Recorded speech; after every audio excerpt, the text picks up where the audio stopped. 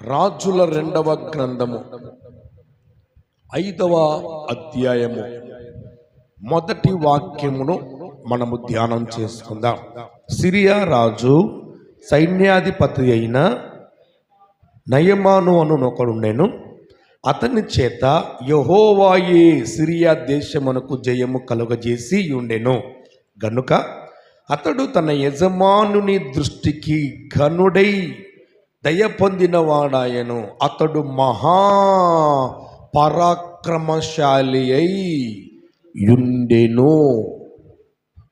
ఏమని రాయబడింది? మహా పరాక్రమశాలి అయి యుండెను. అంతవరకు బాగుంది. మహాపరాక్రమశాలి అయి ఉండెను. కింద అక్కడ దాని పక్కన ఆ మాట ఏందా మాట? గాని. అది చూసారా? గాని అతడు కుష్ఠరోగి. హల్లెలూయా.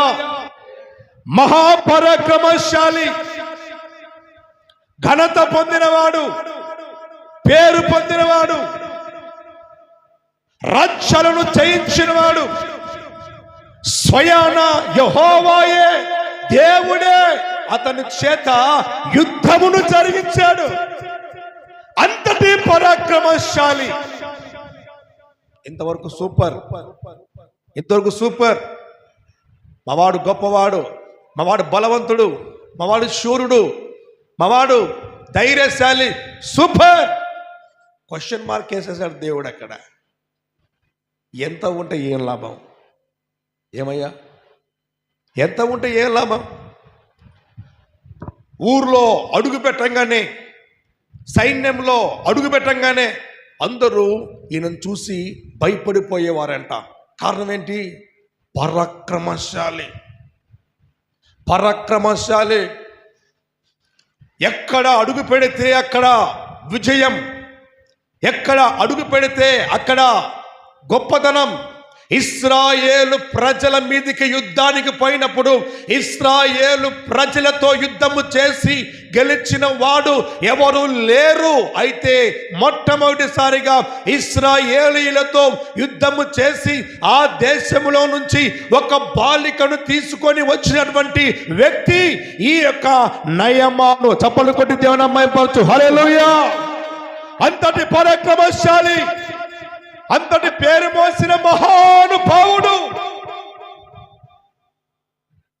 లోపల కూర్చొని బయటికంతా వీరుడు శూరుడు అని చెప్పేసి బాగా కాలర్ ఎగురేసుకొని తిరిగి నడిచిన వాడు లోపలికి రాగానే, ఇంట్లోకి రాగానే కన్నీరు పెట్టి ఏడుస్తూ ఉన్నాడు, దుఃఖపడుతూ బాధపడుతూ ఉన్నాడు. బయటికేమో గొప్పగా ఉన్నాను, 10 మందిలో పేరు మోసిన మహానుభావునిగా ఉన్నాను, అందరూ కూడా నా మాట వింటున్నారు, నా మాట లేకయే ఏది కూడా జరగడం లేదు, అన్ని బాగున్నాయి, నా దేహం బాగలేదు ఈరోజు, నా దేహం బాగలేదు ఈరోజు. ఈ వాక్యం వింటున్నప్పుడు ఈ దేవుమిలారా, నీ ఆత్మీయ జీవితం ఎలా ఉంది? పైకి మాత్రం చక్కగా చూడటానికి, అందంగా చూడటానికి, చందంగా చూడటానికి, 10 మంది చూడడానికి, 10 మందితో మాట్లాడడానికి ఒక పెద్ద మనిషిగా, ఒక పెద్దవాడిగా నువ్వు ఉండి నీ ఇంట్లో, నీ కుటుంబంలో ఉన్నటువంటి నీ యొక్క జీవితాన్ని సరిగ్గా లేకపోతే అది ఎలా ఉంటుంది తెలుసా? వేదన, బహుభయంకరమైనటువంటి వేదన. లోకంలో ఉన్న వారందరూ కూడా ఈయనను చూసి భయపడుతున్నారు, కానీ ఈయననేమో ఇంట్లో ఇంటికి రాగానే డోరు వేసుకొని గట్టిగా ఏడుస్తూ దుఃఖపడుతూ, నా బ్రతుకు ఏంటి ఇలాగైపోయింది, లోకంలో ఉన్న వారందరూ నన్ను చూసి భయపడిపోతా ఉన్నారు, నేనేమో గొప్ప యుద్ధశూరుణ్ణి, విజయశూరుణ్ణి అని చెప్పేసి దేవుడి దగ్గర ఏడవలసిన వాడు. ఎందుకొరకు?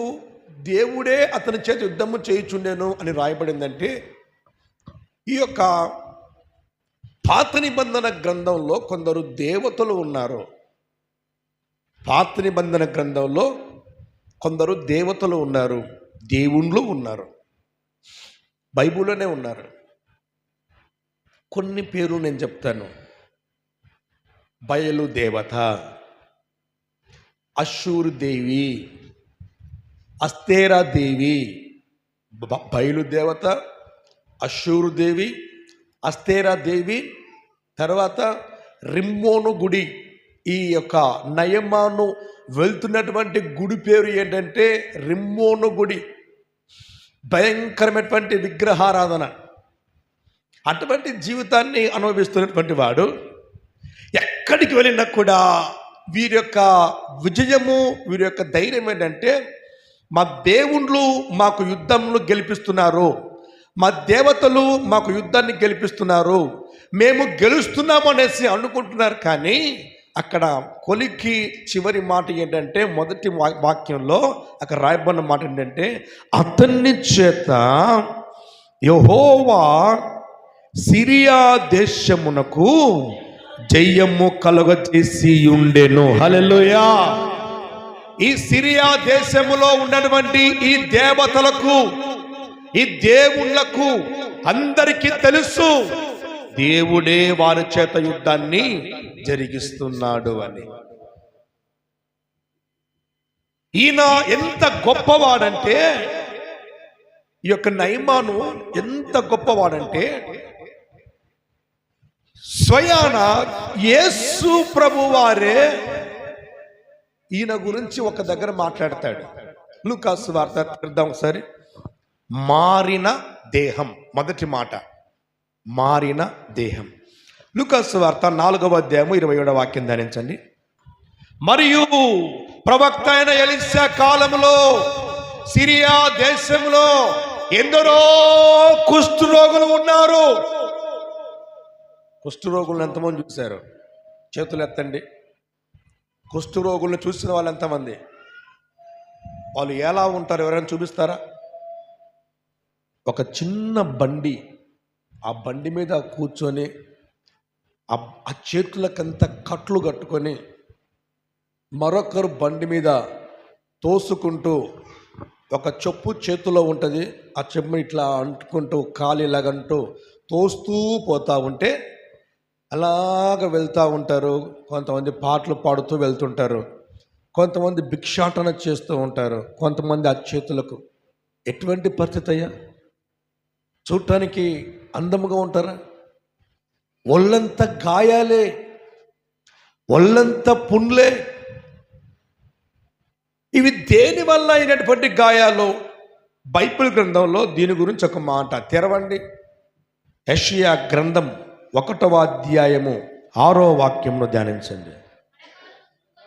అరకాలు మొదలుకొని తల వరకు స్వస్థత కొంచెమైనను లేదు, ఎక్కడ చూచినను గాయములు, దెబ్బలు, పచ్చి పుండ్లు, అవి పిండబడలేదు, కట్టబడలేదు, తైలముతో మెత్తన చెయ్యబడలేదు. చాలు చాలండి. ఏంటంట? అరికాలు మొదలుకొని తల వరకు స్వస్థత కొంచెమైన లేదు. ఎవరికి? ఎవరికండి? కుష్ఠరోగికి. కుష్ఠ రోగము అనగా పాపము.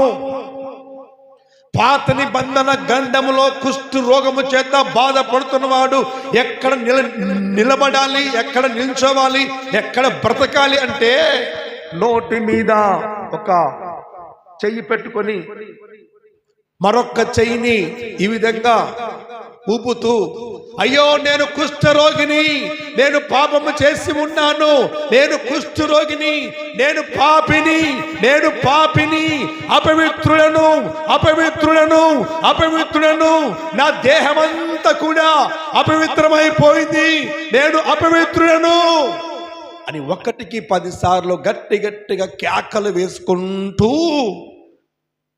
ఊరు వెలుపట, పాలెము వెలుపట ఒక అరణ్యములో నిలబడవలసినటువంటి జీవితం వీరిది. ఒక అరణ్యములో బ్రతకవలసినటువంటి జీవితం వీరిది. అయితే అంతమంది కుష్ఠరోగులు ఆ ఊరిలో, ఆ దేశంలో ఉన్నప్పటికీ ఒక్క నయమాను మాత్రమే ఎలీషా దగ్గర అద్భుతం పొందుకొనడానికి గల కారణం ఏంటి?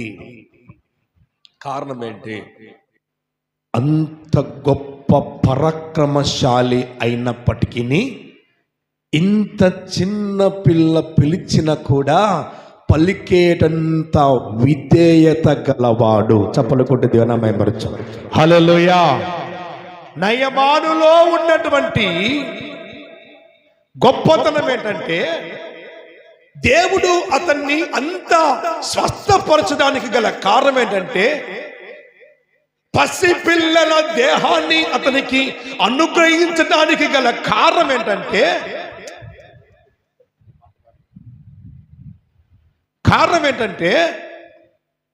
అతని జీవితంలో విధేయత ఎలాగొచ్చింది? ఈ విధేయత ఒకసారి చూద్దాం. 5వ అధ్యాయం 2వ రాజుల గ్రంథము 5వ అధ్యాయం 2వ వాక్యం ధ్యానించండి. నా యజమానుడికి కలిగినటువంటి కుష్ఠరోగాన్ని అతడు బాగు చేస్తాడు. Praise the Lord. అతడు బాగు చేస్తాడు. అక్కడ ఉండాలి నా యజమానుడు, ఇక్కడ కాదు. అక్కడికి వెళితే అద్భుతం జరుగుతుంది, అక్కడికి వెళితే ఆశ్చర్యకార్యం జరుగుతూ ఉంది, అక్కడికి వెళితే విడుదల కలుగుతుంది. అది విన్నాడు. ఆ చిన్న దాని మాట విని విధేయత గలవాడై పరిగెత్తుకుంటూ ఆ యొక్క రాజు దగ్గరికి పరిగెత్తుకుంటూ వెళ్ళి ఏం చేశాడు? ఆ యజమానుడైనటువంటి ఎలీషా దగ్గర ఎలా ఉన్నాడు? 9వ వాక్యం ధ్యానించండి ఒకసారి. ఎక్కడ నిలబడ్డాడయ్యా? ఎవరైనా పరాక్రమశాలి, యుద్ధశాలి, ధైర్యవంతుడు. ఈయన ముందర ఎంతమంది ఉన్నా, ఈయన ముందర అంతమందిని కూడా ఎదుర్కొనగలిగే శక్తి కలిగినటువంటి వాడు ఒక దైవ సేవకుడి దగ్గరకు వచ్చేసి ఎక్కడున్నాడో తెలుసా? ద్వారము దగ్గర, ఒక పనివాని కంటే కూడా హీనముగా ద్వారము దగ్గర నిలబడి చేతులు కట్టుకొని విధేయత గలవాడై ఉన్నాడు. హల్లెలూయా, హల్లెలూయా. నీ దగ్గర ఎంత డబ్బు ఉన్నా, ఎంత టాలెంట్ ఉన్నా, ఎంత పేరు ఉన్నా, ఎంత పేరు మోసిన మహానుభావుడు అయినా కావచ్చు, దేవుడి దగ్గర ఏం కావాలి తెలుసా? తగ్గించుకోవాలి. ఆమేన్. బైబిల్లో వాక్యం ఉంటుంది, తనను తాను తగ్గించుకున్నవాడు హెచ్చించబడతాడు, తనను తాను హెచ్చించుకున్నవాడు తగ్గించబడతాడు. ఆ నయమాను తగ్గించుకున్నాడు. తగ్గించుకున్న నయమాను దేవుడి సన్నిధానానికి రాగానే ద్వారము దగ్గరే నిలబడ్డాడు. నిలబడంగానే అక్కడ చెప్పాడంట, ఏమని? నీవు ఎలీషా 7 మారులు స్నానము చేయము, నీ ఒళ్ళు మరలా బాగై నీవు శుద్ధుడవగుదు అని అతనితో చెప్పుటకు ఒక్క దూతను చూసారా? ఎవరిని పంపాడు? దూతను పంపాడు. దైవజనుడి దగ్గరికి రావటానికి కూడా ఈయనకు ధైర్యము లేదు. అంతటి విధేయత గలవాడండి, అంతటి విధేయత గలవాడు. ఈరోజు చాలా మంది జీవితాల్లో విధేయత లేదు.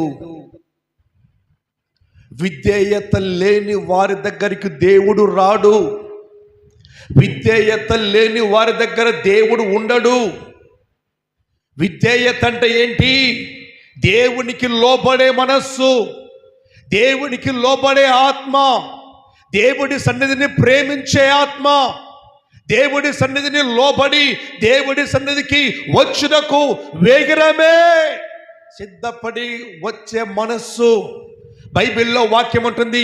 యాకోబు పత్రిక 4వ అధ్యాయము 8వ వాక్యములో అక్కడ మనం చూడగలిగితే, దేవుని యొద్దకు రండి, అప్పుడు ఆయన మీ యొద్దకు వస్తాడు. దేవుని యొద్దకు రాకపోతే ఆయన వస్తాడా? రాడు. నయమాను దేవుని యొద్దకు వచ్చాడు, దేవుడు ఆయన దగ్గరికి వెళ్ళాడు. వెళ్ళిన తర్వాత ఆయన దేహము పసిపిల్లల దేహం వలె మారిపోయిందంట. పసిపిల్లల దేహం వలె మారడానికి ముందు ఉన్నటువంటి ఒక చిన్న కారణం ఏంటంటే, ఈయన నయమాను ఈయన దగ్గరికి రాగానే, ఎలీషా దగ్గరికి రాగానే ఎలీషా నయమాను దగ్గరికి వెళ్ళలా. కారణం ఏంటి? తన దూతను పంపినప్పుడు అక్కడ ఏం జరిగిందంటే, నయమాను ధ్యానించని కింది వాక్యం ఒకసారి. అందుకు నయమాను కోపము తెచ్చుకొని తిరిగిపోయి ఇట్లనెను,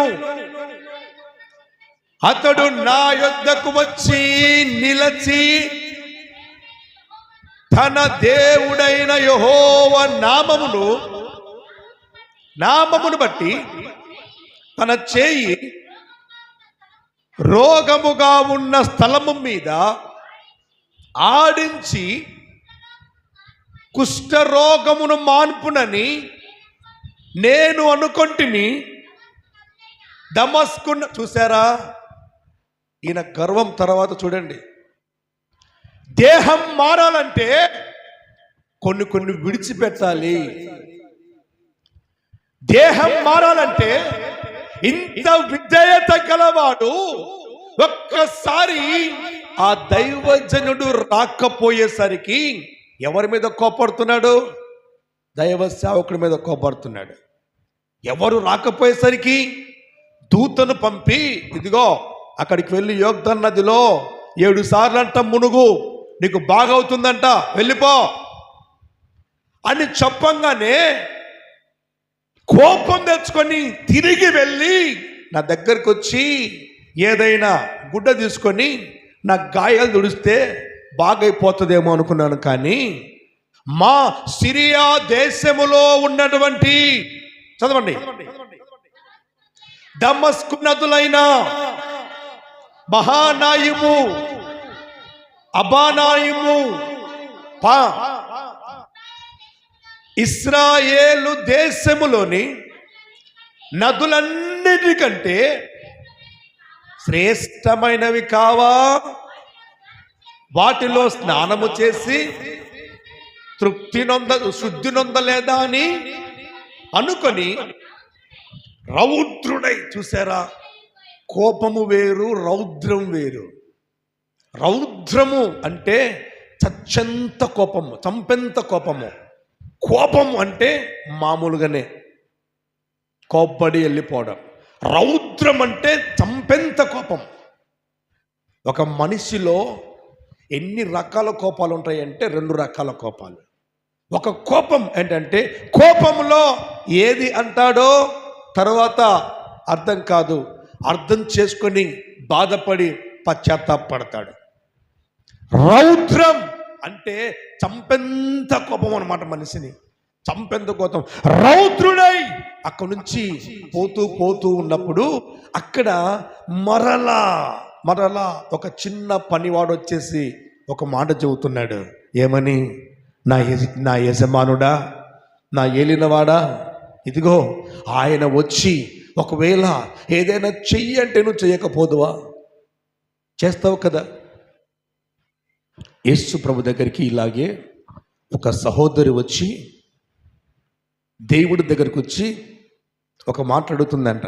అయ్యా, నా కూతురుకి మరణక్రమైనటువంటి రోగమైనటువంటి ఒక దయ్యం పట్టిందయ్యా, నువ్వు ప్రార్థన చేస్తే నా కూతురికి బాగైపోతుంది, నీవు సెలవిస్తే నా కూతురికి విడుదల కలుగుతుంది, ఒక్కసారి నీ మాట ద్వారా సెలవి దేవా అనేసి చెప్పాడంట. నీ మాట సెలవిస్తే చాలు నా కుమార్తెకు విడుదల కలుగుతుంది అని చెప్పాడంట. చెప్పంగానే ఆ సహోదరి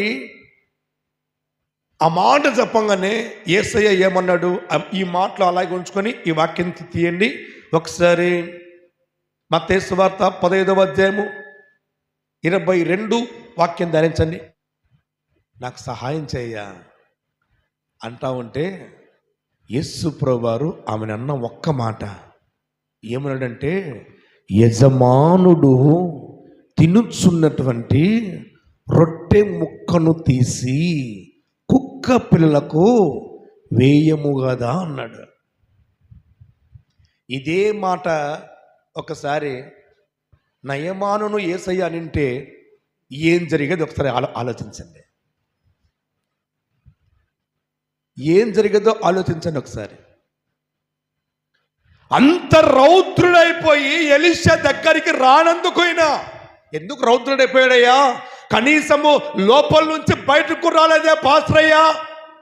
ఎవడో దూతను పెట్టేసి యోగ్దాన్ నదిలో మునిగిపో 7 సార్లు బాగైపోతావు అని చెప్పినాడే, నేను ఎవరనుకున్నావు అని ఇంత రౌద్రంగా పోతున్నాడు. విధేయుడే, నేను కాదన్ను, విధేయుడే. చిన్న పిల్ల చెప్పినా వింటాడు, కానీ విన్నది అక్కడ ఏం కావాలి? జరగాలి. ఈయన చెప్పిన వెంటనే అక్కడ జరగాలి, అది ఈయన ఉద్దేశం. అయితే ఈ యొక్క దేహం మారాలంటే ఏం కావాలి? కొన్ని పరీక్షలు ఎదుర్కోవాలి, కొన్ని పరీక్షలు ఎదుర్కోవాలి. దేవుడి దగ్గరికి వస్తూ ఉన్నటువంటి నీ జీవితంలో కూడా కొన్ని పరీక్షలు ఉన్నాయి. దేవుడు కొన్ని పరీక్షలు పెడతాడు. కొన్ని జరగాలంటే కొన్ని పరీక్షలు ఎదుర్కోవాల్సిందే. కొన్ని పరీక్షలు ఎదుర్కొంటేనే నీకు ఆశీర్వాదం, లేకపోతే లేదు. ఈ యొక్క నయమానుకు పెట్టినటువంటి దేహం శుద్ధి కావాలంటే ఆయన ఏం చేయాలి? 7 సార్లు మునగాలి. 7 సార్లు మునగాలంటే 7 అనుభవాలు దాటి రావాలి. ఆ 7 అనుభవాలు దాటి, ఆ 7 సార్లు దాటి, 7 నదులు దాటి, 7 అనుభవాలు దాటి ఆయన విశ్వాసాన్ని, ఆ యొక్క పరీక్షను ఎప్పుడైతే గెలుస్తాడో అప్పుడే బాగుపడతాడు. ఈ కనాను స్త్రీకి దేవుడు పెట్టిన పరీక్ష ఏంటంటే, ఇదిగో కుక్కలు యజమాను తింటున్నటువంటి రొట్టె ముక్కను తీసి కుక్క పిల్లకు వేయం కదంటే ఆ సహోదరి ఏమనింది? అయ్యా నిజమే ప్రభువా, కుక్క పిల్లలు కూడా తమ యజమానుని బల్ల మీద నుండి పడు రొట్టె ముక్కలు తినును కదా. హల్లెలూయా.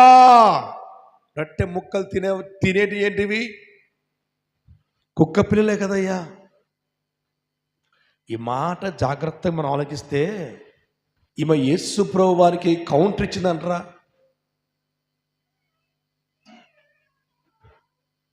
లేదంటే వేడుకుందంటారా? మన భాషలో చెబితే యేసు ప్రభు వారికి కౌంటర్ ఇచ్చిందామా? మా యేసయ్య భాషలో చూస్తే అప్పుడు యేసయ్య ఏమన్నాడు? 28వ వాక్యం చూడండి.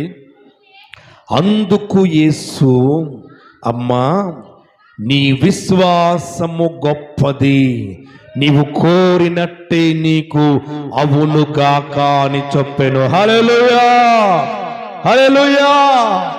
యేసు ప్రభువారు ఆమెను విశ్వాసములో పరీక్షించాడు. నీ విశ్వాసం ఎంత? ఈరోజు నీకు కొన్ని పరీక్షలు దేవుడు పెడుతున్నప్పుడు ఆ పరీక్షలలో నువ్వు గెలిస్తేనే నీ దేహం బాగుపడుతుంది.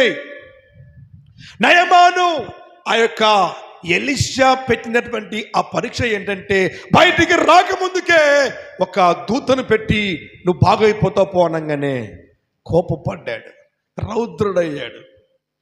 తన దగ్గర పని చేస్తున్న ఒక పనివాడు వచ్చేసి మాట్లాడుతున్నాడు, అయ్యా అయ్యా ఇదిగో ఆయన వచ్చి ఒకవేళ ఏదైనా చెయ్యి అంటే చేసేవాడివే కదా, ఒక్కసారి ఆ యొక్క యొర్దాను నదిలో మునుగు 7 సార్లు చూద్దాం.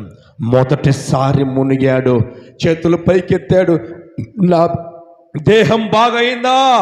లేదు. రెండవసారి మునిగాడు, నా చేతులు పైకెత్తాడు, నా దేహం బాగైందా?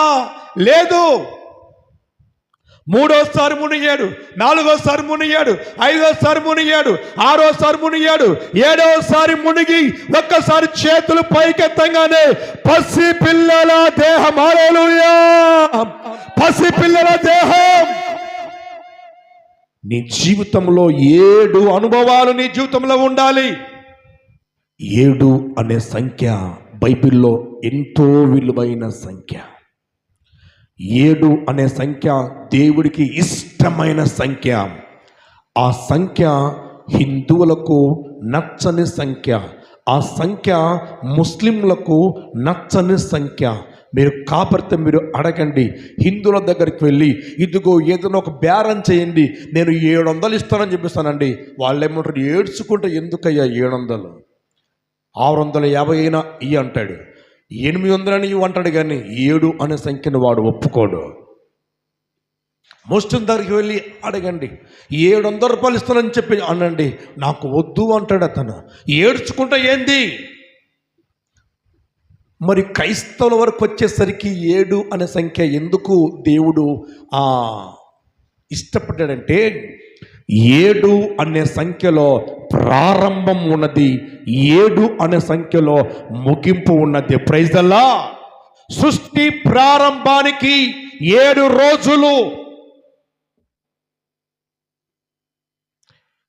దేవుడు కలుగజేసినటువంటి సృష్టిలో 7 రోజులు. నీ యొక్క వారము గడవాలంటే 7 రోజులు, 7 ఖండములు, ఆ తర్వాత 7 నేత్రములు కలిగినటువంటి వాడు. బైబిల్ గ్రంథంలో 7 నక్షత్రములు, 7 సంఘములకు దేవుడు రాశాడు. 7 సంఘాలు, ఎఫెసీ, స్ముర్న, పెర్గమ, తుయతైరా, లవోదికయ, ఇంకా 2 సంఘాలు, 7 సంఘాలు దేవుడు. ఎందుకంటే 7 మారును మునుగుతేనే నీకు అద్భుతం జరిగేది. 7 మారును మునుగు. పాత నిబంధన కాలంలో 7 అనే సంఖ్యకు ఎంతో విలువ ఉంది. నీ దేహం బాగుపడాలంటే, నీ ఆత్మ బాగుపడాలంటే, నీ కుటుంబం బాగుపడాలంటే 7 సార్లు నువ్వు మునగాలి.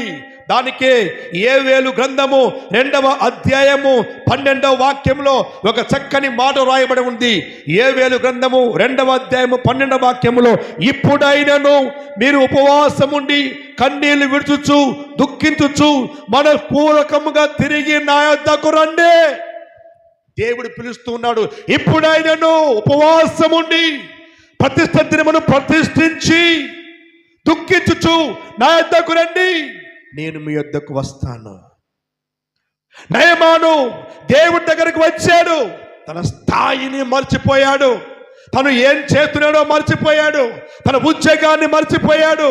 నేను ఇంత గొప్పవాడిని కదా అని చెప్పేసి అది కూడా మర్చిపోయాడు. కారణం ఏంటో తెలుసా? నేను మారాల్సింది నా బ్రతుకు, మారాల్సింది నా బట్టలు కాదు.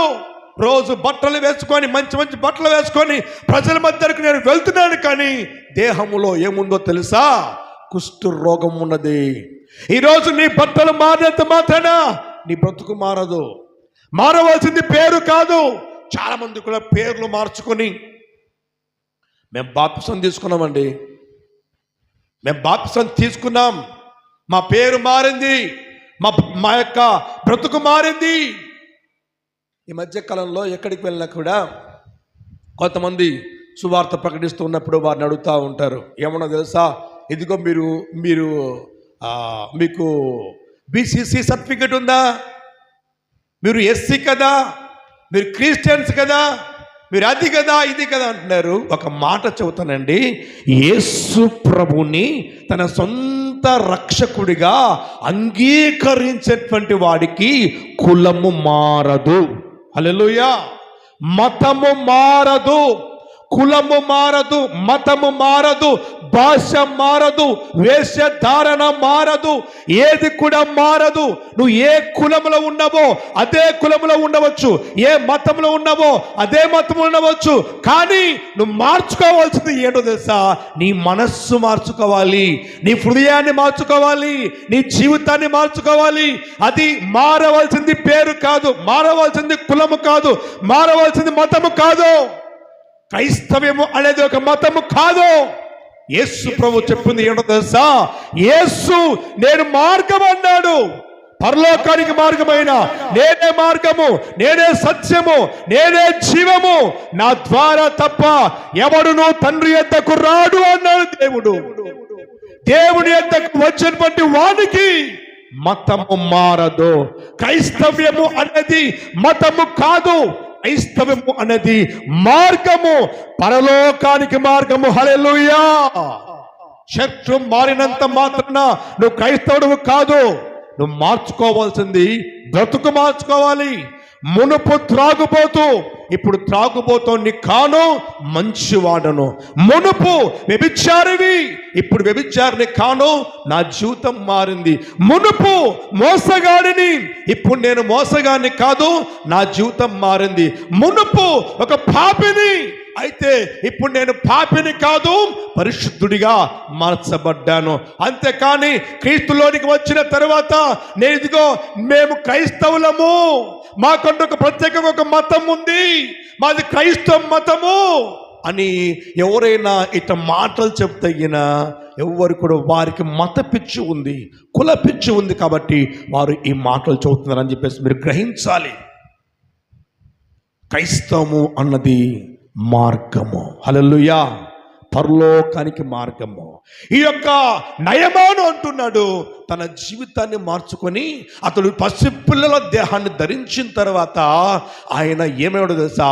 దేవునికి సంపూర్ణంగా మారడానికి ఆయన మొదటిగా తన మనస్సును మార్చుకున్నాడు. ఆయన మనస్సు ఎటువంటిదంటే మొదటిగా మారిన దేహం. ఆ దేహం మారిపోయింది. 7 సార్లు మునిగిన తర్వాత పసిపిల్లల దేహాన్ని ధరించాడు. రెండవదిగా మారిన మనస్సు. ఒకసారి చూద్దాం, 5వ అధ్యాయం 18, 19 వాక్యం ధ్యానించండి. 2వ రాజులు 5, 18, 19. మ్రొక్కుటకు నా చేతి మీద ఆనుకొనినప్పుడు నేను రిమ్మోను గుడిలో నమస్కారము చేసిన ఎడలా, రిమ్మోను గుడిలో నేను నమస్కారం చేసిన సంగతిని గూర్చి యెహోవా నీ దాసుడు నన్ను క్షమించును గాక అని నయమాను చెప్పగా, ఎలీషా నెమ్మది కలిగి పొమ్మని అతనికి సెలవిచ్చెను. అతడు ఎలీషా యొద్ద నుండి వెళ్ళి కొంత దూరము సాగిపోయెను. హల్లెలూయా. ఎటువంటి అంటే భయంకరమైనటువంటి విగ్రహారాధికుడు. అంతటి భయంకరమైనటువంటి విగ్రహారాధికుడు అంటున్నాడు, అయ్యా నేను రాజుతో కలిసి విగ్రహారాధన చేస్తున్నప్పుడు, నేను రాజుతో కలిసి ఆ యొక్క రిమ్మోను గుడిలో ప్రవేశించినప్పుడు ఆ విగ్రహంను నేను ఆనుకొనకుండా, ఆ దోషం నా మీద పడకుండా, ఆ పాపం నా మీద పడకుండా, ఆ ప్రతి విధమైనటువంటి శిక్ష నా మీద పడకుండా ఒక్కసారి నన్ను క్షమించమని నీ దేవుడికి పేరట నా కోసం ప్రార్థన చెయ్య అన్నాడు. మనస్సును మార్చుకున్నాడు. మారిన మనస్సు. మూడవదిగా మారిన జీవితం. చాలామంది జీవితాలలో పైకైతే మారింటాడు, బయటికి నవ్వుతుంటారు, కానీ లోపల మాత్రం ఎంతో బాధ ఉంటుంది. చాలామందికి బయటికి మాత్రం నవ్వుతుంటారు. అది దాన్ని మరొక భాషలో ఏంటంటే ఆ నవ్వును మోసపూరితమైనటువంటి నవ్వు అంటారు. పైకి మాత్రం ఎవరు ఏది చెప్పినా కూడా నవ్వుతూనే ఉంటారు. లోపలంతే వారికి కదిలిస్తే గుండెలు బాదుకొని ఏడు వాళ్ళనంత ఏడుపు ఉంటుంది, బాధ ఉంటుంది. నయమాను పాత జీవితము, గత జీవితంలో ఎలీషా దగ్గరికి రానటువంటి జీవితంలో ఎలా ఉండేనంటే పైకి మాత్రము మేకపోతు గాంభీర్యంగా ఉండేవాడు. ఎవరు చూసినా కూడా పరాక్రమశాలి, బలవంతుడు, ధైర్యవంతుడు అని జరిసిపోయేవాడు. కానీ లోపలంతా కూడా వేదన, బాధ, నరకాన్ని అనుభవించేవాడు. యేసుని తన సొంత రక్షకుడిగా అంగీకరించిన తరువాత, యేసు ప్రభు దగ్గరికి వచ్చిన తర్వాత, తండ్రి అయిన దేవుడి దగ్గరికి వచ్చిన తరువాత బయట నవ్వుతున్నాడు, లోపల కూడా నవ్వుతున్నాడు. తన జీవితాన్ని మార్చుకున్నాడు. ప్రైజ్ ది లార్డ్, హల్లెలూయా. సౌలు పౌలుగా మారిన తరువాత తన జీవితాన్ని మార్చుకున్నాడు. తన జీవితం మారింది. జక్కయ్య చెట్టు దిగిన తరువాత పాపం ఒప్పుకున్నాడు, జీవితాన్ని మార్చుకున్నాడు. మూడవదిగా సమరయ స్త్రీ తన కుండను పరవేసిన తర్వాత తన జీవితాన్ని మార్చుకుంది, తన పాపాన్ని ఒప్పుకుంది, తన జీవితాన్ని మార్చుకుంది. మనస్సు మారడము, జీవితాన్ని మారడము. మనస్సు మారడము, తర్వాత మారిన జీవితం అన్నది ఒక ఆధ్యాత్మికమైనటువంటి ఒక రోగం. ఏంటో తెలుసా? ఒకరోజు ఒక దొంగ జైల్లో ఉన్నాడంట. జైల్లో వేస్తే ఆ దొంగను 5 సంవత్సరాల శిక్ష వేశారంట. దొంగకి, గజ దొంగ 5 సంవత్సరాల జీవిత కాలపు శిక్ష అని చెప్పేసి, ఒకటి ఖైదు అని చెప్పేసి ఆయన నియమించి 5 సంవత్సరాల శిక్ష పడితే 5 సంవత్సరాల శిక్ష అయిపోయిన తర్వాత బయటికి వచ్చే ముందు ఆ జైలర్ అన్నాడంట, బాబు నువ్వు బాగా బ్రతుకు, బాగా ఉండు, ఈ మాటలన్నీ చెప్పకుండా ఆ యొక్క జైలర్ చెప్పిన మాట ఏంటంటే, అయ్యా మమ్మల్ని క్షమించయ్యా, ఏమీ అనుకోవద్దు, ఎందుకంటే నీకు పడిన శిక్ష 5 సంవత్సరాలు, కానీ 2 రోజులు ఎక్కువ మేము ఉంచి నిన్ను బయటికి పంపిస్తున్నాము, ఏమి అనుకోవద్దు అన్నాడంట. అనగానే ఈ యొక్క దొంగ జైలర్తో అన్నాడంట, ఏం పర్లేలే సార్, నేను మళ్ళీ ఈసారి వచ్చినప్పుడు 2 రోజులు తగ్గించి నన్ను పంపిద్దులు అన్నాడంట. చూసారా, మారిందే జీవితము. కొన్ని జీవితాలు ఇలాగుంటాయి, ఎంత చెప్పినా కూడా జీవితాలు మారవు. అరే బాబు మార్రా, బ్రతుకు మార్రా, ఎన్నిసార్లు దేవుడు గద్దించినా బుద్ధి రాని జీవితాలు ఎన్నో ఉంటాయి. అటువంటి వారికంట బైబిల్లో వాక్యం ఉంది, ఎన్నిసార్లు గద్దించిన మాట వినడి వారికి అకస్మాత్తుగా మరణం అనేది వస్తుందంట. Praise the Lord. మొట్టమొదటిగా నయమాను జీవితంలో ఆయన మారిన దేహం, విధేయత కలిగి ఉన్నాడు. దైవజనుడు చెప్పిన మాటకు లోబడ్డాడు. ఎంతగా అంటే ఆయన శుద్ధి పొందిన తరువాత తన దైవజనుడైనటువంటి ఎలీషా వచ్చినప్పుడు పరాక్రమశాలి అయినటువంటి వాడు సాష్టాంగ నమస్కారం చేసి ఎలీషాకు మొక్కుతున్నాడు. మారిన దేహం, మారిన మనస్సు మార్చుకున్నాడు. ఏమో తెలుసా, భయంకరమైనటువంటి విగ్రహారాధన నుంచి తన మనస్సును మార్చుకొని, లేదయ్యా ఇదిగో నా మనస్సు మారింది, నేను ఇక పని విగ్రహారాధన చేయను, నేను దేవుని కొరకే, చావైనా బతుకైనా దేవుని కొరకే జీవిస్తానని చెప్పేసి ఒక తీర్మానం చేసుకున్నాడు. మూడవదిగా ఆయన మారిన జీవితాన్ని ఎత్తిపట్టి అంటూ ఉన్నాడు, నేను నా జీవితాన్ని మార్చుకున్నాను, ఈ జీవితం బ్రతికినంత వరకు యేసయ్యతోనే ఉంటాను అని చెప్పేసి తను తీసుకొని వచ్చిన పని సమస్తాన్ని కూడా పారవేసి ప్రభు సన్నిధానంలో ముందుకు సాగాడు. ఈ వాక్యం అన్న ప్రియమిట్లరా, క్రీస్తు అయినటువంటి దేవుడినితో మాట్లాడుతున్నాడు. దేవుని యొద్దకు రండి, అప్పుడు ఆయన మీ యొద్దకు వచ్చును అని వాగ్దానం చేస్తూ ఉన్నాడు. ఈ ఉదయకాల సమయం దేవుని యొద్దకు వచ్చి దేవుని సన్నిధానంలో దేవుని పొందుకుందాం. మొదటిగా మారిన దేహం, మారిన మనస్సు, మారినటువంటి జీవితం. మన దేహాన్ని ప్రభువుకి, దేవునికి ఆలయముగా మార్చుకొని మన యొక్క హృదయమైన ఆలయంలో దేవునికి స్థానాన్ని కల్పించి క్రీస్తు బిడ్డలుగా ముందుకు సాగుదాం. అతి కృపాశీర్వాదం దేవుడు మనకు అనుగ్రహించును గాక. ఆమేన్. మా చిరునామా పాస్టర్ ఏలియా MS, Emmanuel healing ministries, Saraswati Nagar, Nandyal, Kurnool district Andhra Pradesh. మా ఫోన్ నెంబర్స్ 9000 20